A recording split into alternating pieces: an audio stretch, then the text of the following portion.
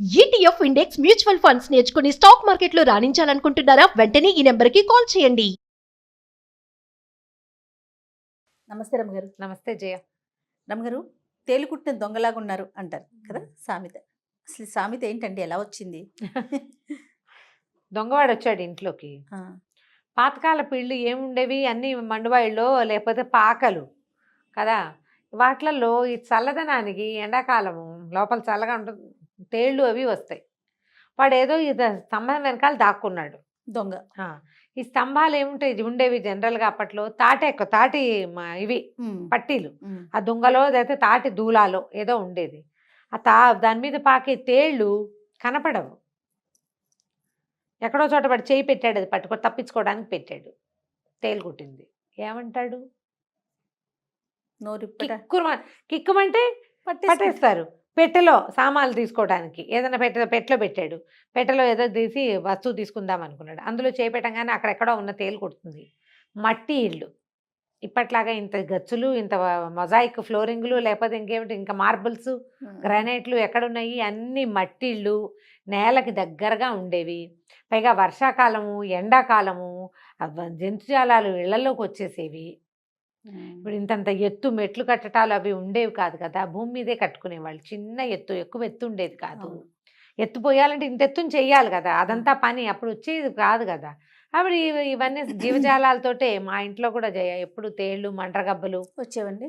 మా కనపడేవి బాగా. కాళ్ళజెరులు. నన్ను కూడా ఒకసారి తేలు కుట్టింది.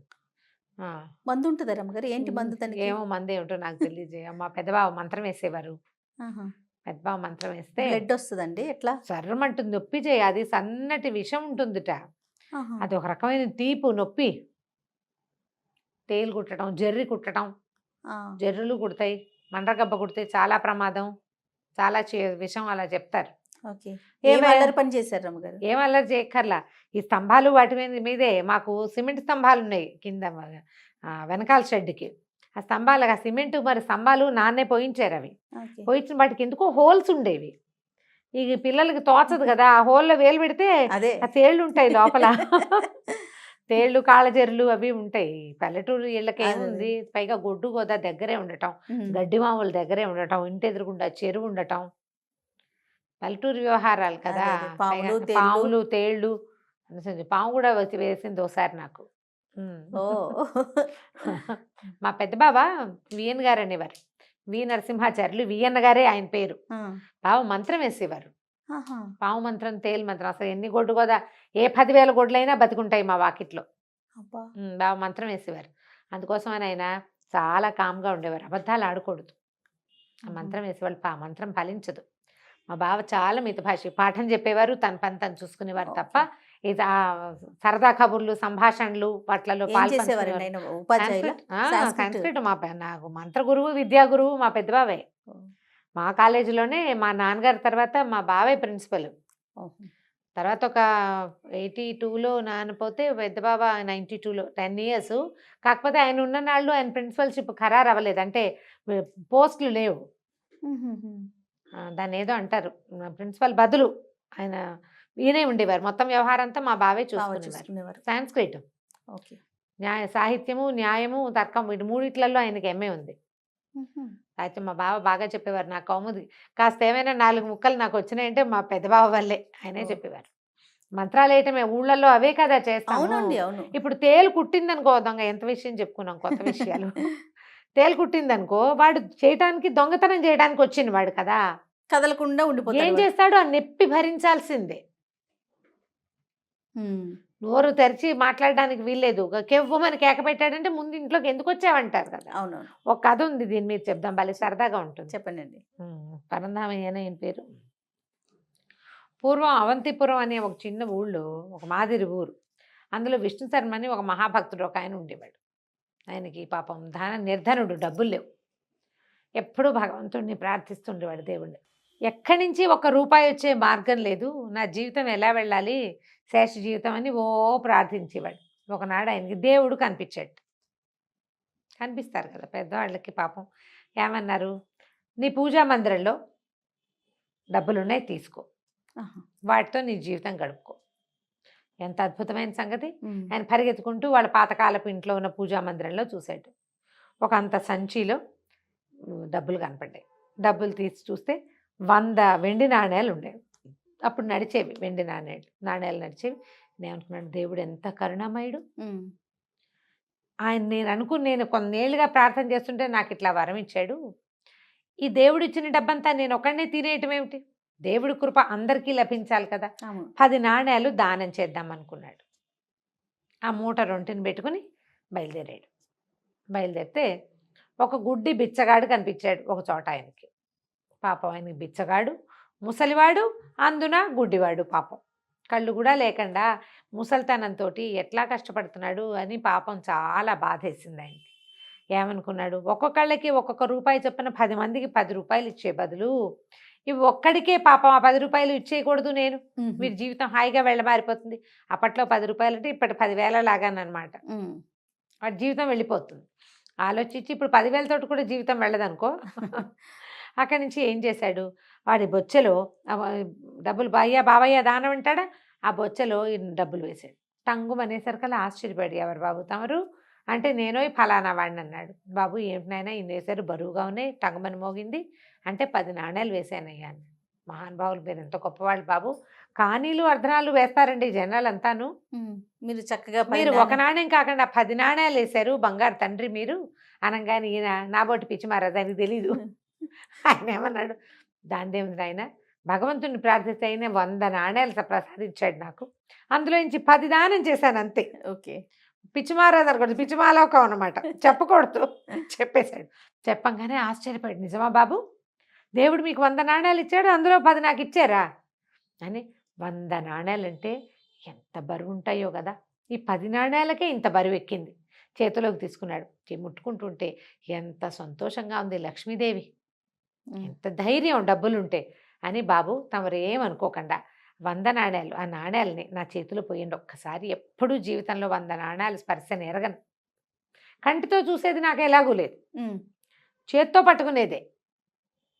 నా చేతిలో పోయండి ఒక్కసారి, ఆ బరువు చూస్తాను అంటే. ఈయన బిజిమాలోకం ముందే పోయి తెలిసిపోయింది కదా. ఆయన ఉన్నాడు, దానిదేముంది ఆయన, ఎవరికైనా లక్ష్మీదేవి కటాక్షం కావాల్సిందే. ఇంత పట్టని ఆ రొంటినున్న మూటను తీసి వాడి చేతిలో పెట్టాడు. వాడు ఇట్లా ఇట్లా ఎగరేశాడు. చాలా సంతోషి అతని మొహంలో కనపడుతున్నటువంటి ఆనందాన్ని ఆస్వాదిస్తూ, ఆహా లక్ష్మీదేవి ఎంత సౌఖ్యాన్ని ఇస్తుంది కదా, ఎంత సంతోషంగా ఉన్నాడో కదా అని ఈయన కూడా అలా వాడి మొహంలోకి చూస్తున్నాడు. వీడేం చేశాడు, టకీమని ఆ చేతిలో ఉన్న మూట ఆ 10 నాణేలు చేతపుచ్చుకున్నాడుగా, ఈ 10 ఎత్తి జోళ్ళు వేసుకుని వెళ్ళొస్తాను బాబయ్య దండాలు అన్నాడు. అనగానే నిర్ఘాంతపోయాడు. ఏమిటో అందులో వేసేసుకుంటున్నావు నా డబ్బులు అన్నాడు. మీ డబ్బులు ఏంటండి అన్నాడు గుడ్డు బిచ్చగాడు. చూడండి అనగానే ఆయన తెల్లబోయాడు. అవురవురా, నువ్వేదో చూస్తావని చేతిలో పెడితే జోల్లో వేసుకుని వెళ్తావేమిటో, నీకు 10 నాణేలు ఇచ్చాను కదా, నా 90 నాకు ఇచ్చేసేయి అన్నాడు. అనేసరికి మీ 90 ఏంటండి, మీవి నాకు ఇవ్వటం ఏమిటి, బిచ్చగాడికి పావలా ఇస్తారు 10 పైసలు ఇస్తారు, ఇచ్చేసారు అయిపోయింది, పావలాలు 10 పైసలు అడగకూడదండి అన్నాడు. పావలా 10 పైసలు కాదు, నువ్వు 100 నాణేలు 90 నావి 10 నీకు ఇచ్చా నేను అని ఆయన గట్టిగా అరిచాడు. అరిచేసరికి బిచ్చగాడినాడు, మీకు ఏమైనా పిచ్చ కింద ఏంటండి, గుడ్డాన్ని పట్టుకుని ఇట్లా అంటున్నారు, నేను వెళ్తాను నన్ను వదలండి అన్నాడు. అనగానే ఆయన అన్నాడు, వెళ్ళిపోతావా, నేను నీ దగ్గర ఎలా తీసుకోవాలో నాకు తెలుసని వాడి ఇది ఉంది కదా జోలే, ఆ జోలు పుచ్చుకొని లాగబోయేసరికి వాడు గట్టిగా కేకలు పెట్టాడు. బాబో ఎవరైనా ఉన్నారా, రక్షించండి రక్షించండి, ఈయనెవరో బ్రాహ్మలైనా నా డబ్బులు లాగేసుకుంటున్నాడని కేకలు పెట్టేశాడు. పెట్టేసరికల్లా కొంచెం దేవాలయం చుట్టుపక్కల ఉన్నవాళ్ళు అక్కడ ఇక్కడ ఉన్నవాళ్ళు చేరిపోయారు. దారివాడు పోకుండా అరుస్తున్నాడు. పైగా ఈయనేమో ఎర్ర గావంత పంచగట్టుకున్నాడు, ధవతి బాగుంది, ఉత్తరీయం వేసుకున్న గుండు పిలక బిచ్చగాడు, వీళ్ళిద్దరు కొట్టుకుంటున్నారు చెడామడ. అక్కడి నుంచి పరిగెత్తుకొచ్చారు జనం అంతా. ఓ ఇద్దరు పెద్ద మనిషి, ఏమన్నా పెద్ద మనిషి అయ్యా, గుడ్డాడు నీ డబ్బులు ఎలా కొట్టేస్తాడంటే ఆయన చెప్తున్నాడు కథ అంతా. అది ఎవరు నమ్ముతారు, అదే కదా పిచ్చి కథలు, ఎవరు నమ్మరు. నిజాలు ఎప్పుడు పిచ్చి కథలుగానే ఉంటాయి. నిజం ఎప్పుడు పిచ్చి కథే, అంతే అండి, అది నమ్మరు కదా. అక్కడి నుంచి బిచ్చగాడిని అడిగారు, ఏరా గుడ్డి నీ దగ్గర ఎన్ని ఉన్నాయి డబ్బులు అంటే ఏమన్నాడు, 114 రూపాయలు ఉన్నాయండి నా దగ్గర,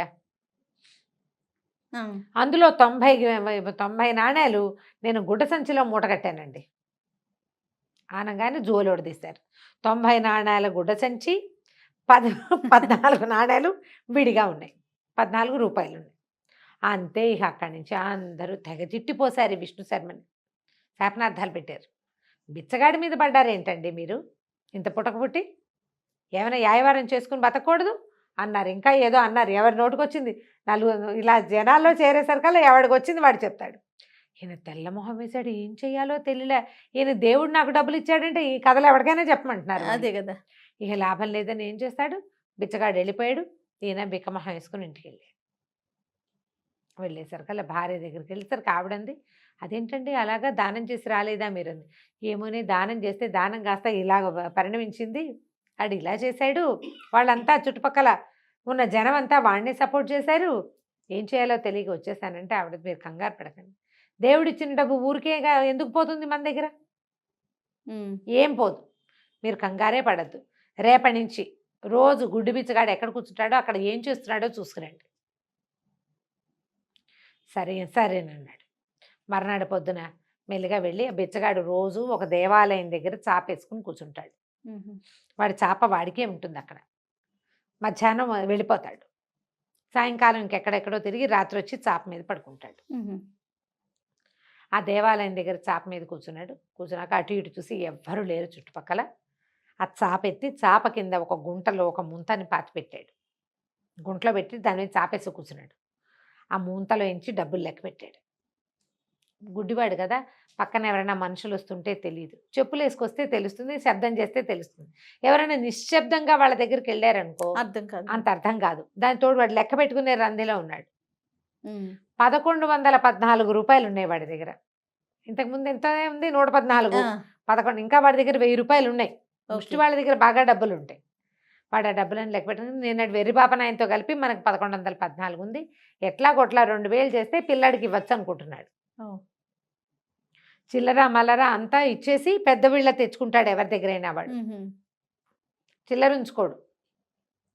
అక్కడి నుంచి ఏమైంది, అసలు మళ్ళీ ఆ ముంతని ఆ గుంట్లో పెట్టేసి చాపేసేసుకున్నాడు.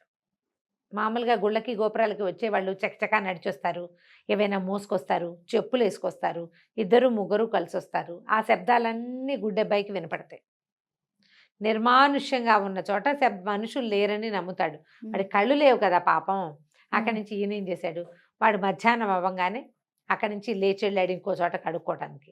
వెళ్ళగానే ఈయన ఏం చేశాడు, చాపెత్తి ఆ గుంట కింద ఒకసారి దెబ్బ ఇలా అనేస్తే మట్టి వచ్చేస్తుంది పక్క. వాడు కళ్ళు లేని వాడు ప్లాంట్గా చేస్తున్నాడు. ఈయన కళ్ళు కనపడతాయి కదా, ఆ ముంత పుచ్చుకుని ఇంటికి వచ్చేసాడు. సాయంత్రానికి బిచ్చగాడు వచ్చి ఆడు కూర్చున్నాడు యథావిధిగా. ప్రతిరోజు ఓసారి చాపెత్తి తడిమి ఉంటుందో లేదో చూసుకోవటం అలవాటు. చూశాడు, లేదు. ఇప్పుడు ఏమంటాడు, తేలు కుట్టిన దొంగ అంతే. కళ్ళనీళ్ళు గారుస్తూ, అయ్యో బ్రాహ్మణ ఆయన 10 రూపాయలు ఇస్తే తీసుకోకుండా, తీస్తే మన దగ్గర 1000 రూపాయలు 10 నాణ్యాలు 11 అయిపోయేది, 1010 రూపాయలు అయ్యేది. అనవసరంగా కదా నేను ఈ పని చేశాను, ఆయన మోసం చేసినందుకు దేవుడు నాకు శాస్తి చేశాడు అనుకుని నోరు మూసుకుని ఊరుకున్నాడు. 100 నాణ్యాలు భగవంతుడు ఇచ్చిన దాంట్లో నుంచి 10 నాణ్యాలైనా దానం చేయాలన్న సద్బుద్ధిని కలిగి ఉన్నందుకు 1000 నాణ్యాలు బహుమానం ఇచ్చాడు భగవంతుడు విష్ణు శర్మకి. గుడ్డివాడి కష్టార్జితం అని ఇలాంటి లా పాయింట్లు తీయద్దు. వాడు మోసం చేశాడు, ఈయన దానికి ప్రతిక్రియ చేశాడు. అంతే అంతే కదా. కథ గంటకి మనం ఇంటికి. నమస్తే రమగారు. నమస్తే.